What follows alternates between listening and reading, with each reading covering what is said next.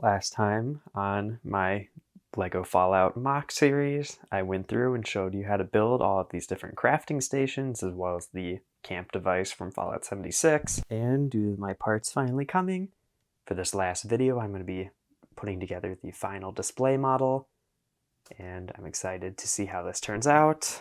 Picking up where we left off on the first episode with this first pass at a base, I mentioned it might be a little too small, and you can see it is a little bit crowded.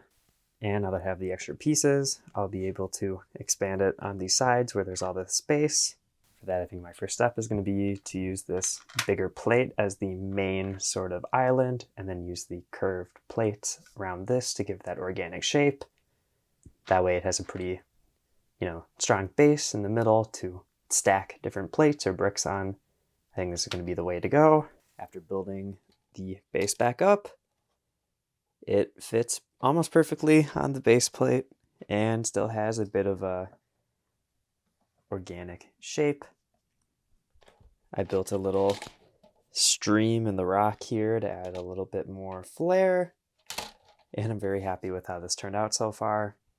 I'm thinking this will be the front of the island, and I'll have to do a little platform like you can see here that would be back in this area. With this area, I'll decorate it a bit with the rusty tiles, and this should provide enough room for all the different crafting tables and the stash box, and I'll be able to put the camp somewhere more out here. So all I have to do now is raise up and support the platform and decorate the rest of the dark tan. Getting some more bricks on here. I have that platform all decked out with some loose bricks, a metal pipe. I also put that power armor station that I built in the last episode. And you can see in the side there, I have a little bit of room for the weapons bench. So there's that. And there is a little bit of room in there still for the stash box, but I thought the best place to put it was in the front porch, I guess. Of course, it wouldn't be much of a shelter if it didn't have a roof. So I threw together this roof here with all those tiles with the rust printing, a couple of loose metal boards going across like it was patched, and this is just going to be held on with a couple of those newer shield elements with clips at the tops of the platforms. It's going to be pretty easy to put it on. I didn't go out of my way to make this the sturdiest build just because it's supposed to be a little run down, post-apocalyptic. But I'm a big fan of the effect with some of those tiles hanging over the edge of the roof. And I even put like a little antenna or some other sort of bit at the top there. I'm really happy with how this turned out. The rust tiles really mesh together pretty well. Having a little bit of rubble at the back there with those bricks simulates that maybe this is a collapsed building, or those are just some different pieces of scrap that the player will be using to craft in the future. Moving to the front yard, I added a lot of these little brown bushes, which are built with a couple of those flower stem parts in brown, stacked on top of each other, and have a little minion hair, I think is what those were introduced as, in the very top. Little detail right there is that I use the brick tactical glowing one in the front there, as well as a brick forge blood splatter in brown to be kind of dirty blood. And I also put a bottle cap like it would be falling out of the corpse when you loot it, like it happens in the game. Even more towards the front, like I pointed out, I did build that stream. Since there's a little bit of water, I thought it would have a little bit more plant life, so I used a lot of these olive sort of weed pieces there.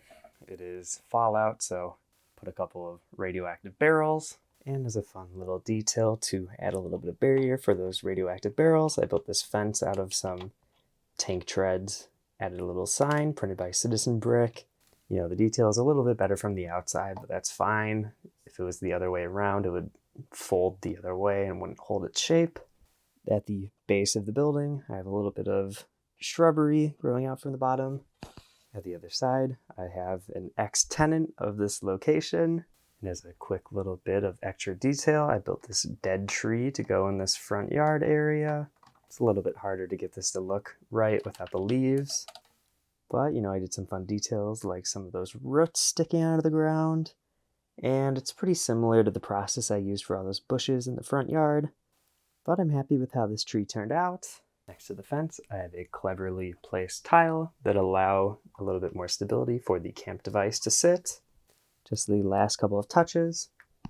A power armor set that goes in the power armor rack. And for that last figure that I showed off in the first video, here is that vault dweller. I'll put him in the front of the building with the gun drawn, as it just killed that glowing one at the front. And here it is, my Fallout 76 inspired camp build. I'm very excited how this turned out. And my main drive to design all of this was for Brickworld, where I displayed it. For a pretty loose video game based build, I'm very happy with how this turned out. All the custom parts that I got for it are perfect and add that little bit of spice that was needed for something like this.